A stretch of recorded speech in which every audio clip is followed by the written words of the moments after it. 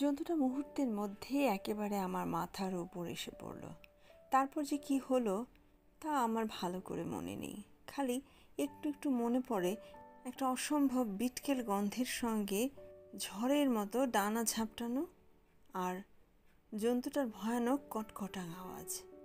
একটুখানি ডানার ঝাপটা আমার গায়ে লেগেছিল, তাতেই আমার দম বেরিয়ে প্রাণ বের হওয়ার জোগাড় হয়েছিল।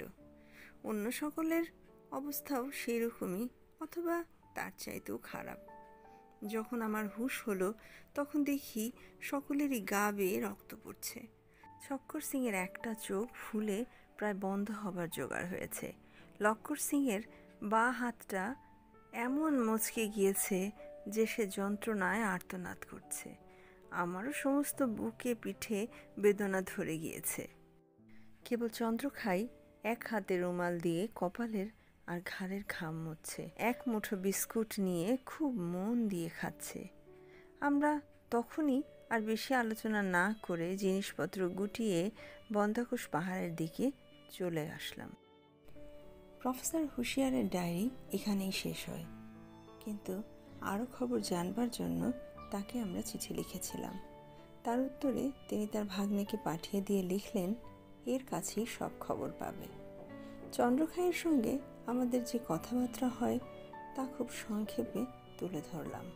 আমরা বললাম, আপনারা যে সমস্ত নমুনা সংগ্রহ করেছিলেন সেই সব কোথায় গেলে দেখতে পাওয়া যায়?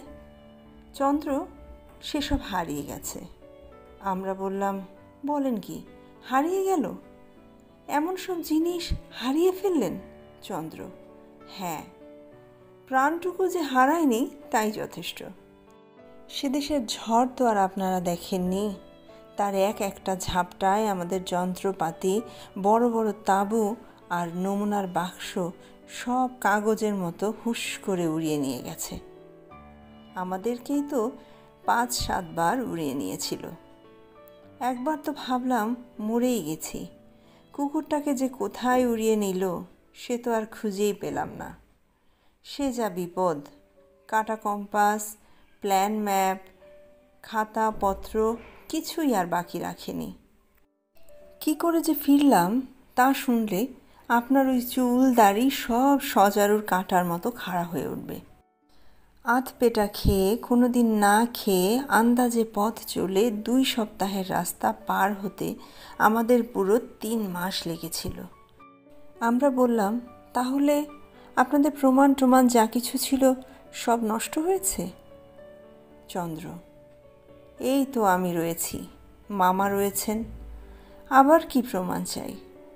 আর এই আপনাদের জন্য কতকগুলো ছবি এঁকে এনেছি, তাতেও অনেকটা প্রমাণ হবে। আমাদের ছাপাখানার একটা ছোকরা ঠাট্টা করে বলল, আপনি কোন থেরিয়াম? আরেকজন বলল, উনি হচ্ছেন গপ্প থেরিয়াম, বসে বসে গপ্প মারছেন। শুনে চন্দ্রখাই ভীষণ রেগে আমাদের টেবিল থেকে এক মুঠো চিনেবাদাম আর গোটা আস্টেক পান উঠিয়ে নিয়ে গজগজ করতে করতে বেরিয়ে গেল। ব্যাপার তো এই। এখন তোমরা কেউ যদি আরও জানতে চাও তাহলে আমাদের ঠিকানায় প্রফেসর হুঁশিয়ারকে চিঠি লিখলে আমরা তার জবাব আনিয়ে দিতে পারি। গল্পটি এখানেই শেষ হলো। নিয়ে আসবো নতুন আরেকটি গল্প। ততক্ষণ সাথেই থাকুন। ধন্যবাদ।